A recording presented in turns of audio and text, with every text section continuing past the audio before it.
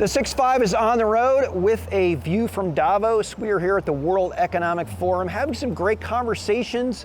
WEF is a unique event. It's the combination, it pulls together technology, finance, government, regulation, all of that. And of course, the biggest conversation so far is artificial intelligence. Yeah, Pat, it is really great. We're right here on the promenade and the action is all around us. You know, I just took my eye off you for just a second because some car drove by that I had to point to Chuck and say, hey Chuck, look at that thing. But you know, it is really an interesting moment here in Davos. You know, they call it the Magic Mountain and it really is scenic. It's hard to actually get on camera how beautiful it is here. But people descend on this location to really see this opportunity to bring the public-private conversation forward. Some of the biggest inflections in history are happening right now. It's been a really big week in politics. It's a massive shift for almost every business on the planet because of AI. And being able to meet so many leaders in one place, the density, as a couple of chip guys, the density here is awesome. Yeah, it really is. So Chuck, thanks for coming on the show. Great to be here. No, it is. This weather's terrible too, huh? No, they tell me it's always like this. It's always like this. if you're the Chamber of Commerce, no, you probably won't snow, actually. So maybe a great place to start is, why do you come to Davos, and what do you want to get out of it, or what observations have you seen so far? Dan just described why I come to Davos. Cars? Cars, the great cars, exactly. No, it's look, it's an incredible place where you can meet CEOs, I can meet government leaders, you can actually spend a lot of time talking to companies about next generation technologies, what's going on, the geopolitical dynamics that are happening around the world. It's just a great convening and a lot of great people to spend time with. It's highly efficient for a lot of meetings. Right, it really is, right here on the promenade. Not efficient getting here, highly efficient once you're here. Well said. It's really interesting, but I said that, you know, when I convinced him to come, you know, he had to do his whole mea culpa because all those years where he said why he didn't come. Exactly. Now he's here, he's like, oh my gosh, I said by 11 o'clock we'd had 6 meetings that would have taken us 3 months to have. Exactly. Chuck, Cisco's in a transformation of its own. You've completely evolved the company. AI, of course, is probably the biggest conversation that's on the ground here. Talk a little bit about kind of how Cisco is thinking about it, how it's impacting the business, some of the recent announcements. You had a huge summit a week ago. Yep. I'd just kind of love for the market out there to hear the story because Cisco's never been more relevant than it is right now. Yeah, I think the way to think about us is we play in sort of 3 areas. Number one, we provide infrastructure for AI. So if you're a cloud player, we're selling high performance Ethernet underneath these GPU clusters to help drive the connectivity. We're selling optics to connect the clusters. We're selling optics to connect data centers. It's just a huge opportunity for us in that space. Secondly, we're building integrated technology for the enterprise.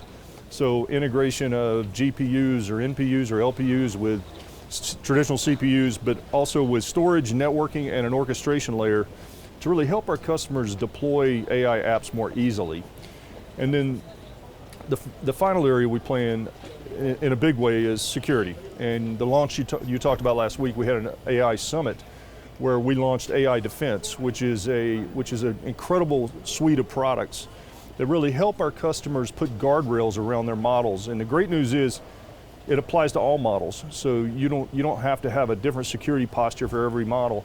The team came out with it. We had a great turnout last week from both customers and analysts and press, and the feedback's been very positive. Most customers that came want to get into trials with us pretty quickly. So that's all going well. And then obviously we're looking now at Agentic and what we can do there. And there's some great thinking going on right now inside the company about some new offers that we think we can bring forward. So Chuck, since you became leader, I mean, it really has been transition after transition after transition. I mean, you successfully parlayed the networking opportunity, which still is an opportunity, into security.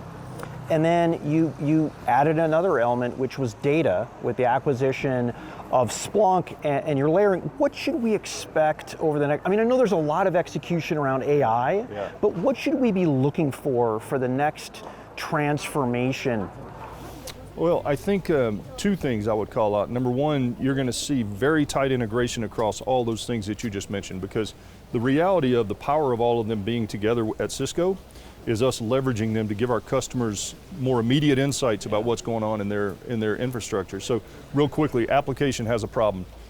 Is it the application itself? Is it infrastructure? Is it storage? Is it networking? Is it a cyber attack? They don't know. It takes too long to figure that out. We think we can help them get to that. So bringing all this stuff together is very important.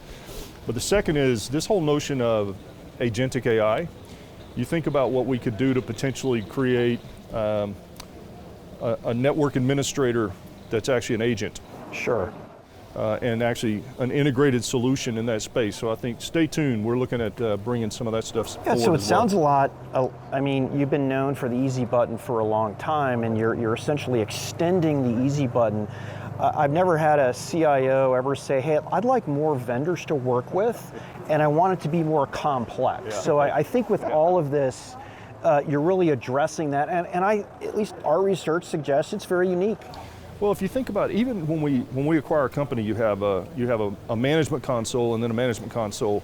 AI just allows you to put an abstraction layer on top of it and not go through the complex, long integration that you typically have to do to get those things to work together. Right. And you can put a layer of AI on top and solve the problem immediately. It's incredible what this technology is doing for us. Yeah, it really is. Yeah, there's not a technology inflection in history, Chuck, that is going to move more quickly and that is going to abstract away more complexity and change the dynamic of these business. A lot of these companies, I think there's going to be a lot of change of who we see, what we see here. We only got about a minute, but I did want to ask you one thing. You guys have been through, Pat sort of alluded to this massive pivot. You've pivoted to more than half your revenue recurring. You pivoted to a lot of your revenue in software. I mean, over the next few years, is Cisco going to, how much more of your business can you turn to that sort of high value EV, shifting business? It should be a great market play. Well, the great news is that as long as we're selling a lot of infrastructure for AI, that percentage isn't going to go up significantly because we sell this stuff to our customers and it's a traditional buying method, but we're okay with that. So we're designing on silicon, we're building great hardware, and the teams are doing a phenomenal job, and I think there's going to be a lot of that. And over time, I think over time we still look at consumption options where customers want to consume anything as a service, and we're going to deliver on it where we need to. So it's kind of an and. You grow all the sides, and it we just like keeps both. Catching up. By the way, I love that he mentioned LPUs. Me too. That's Me so too. Did you? interesting. Isn't that what you told me to say? Yeah, I couldn't have paid you to say it, Chuck. Thank you so much. Thank you, everybody, for being part of this 6.5 on the road. It's a view from Davos. We enjoy you being part of our community. Hit that subscribe button. Check out all the coverage from Patrick and myself here at Davos. For now, though, we got to say goodbye. We'll see you all later.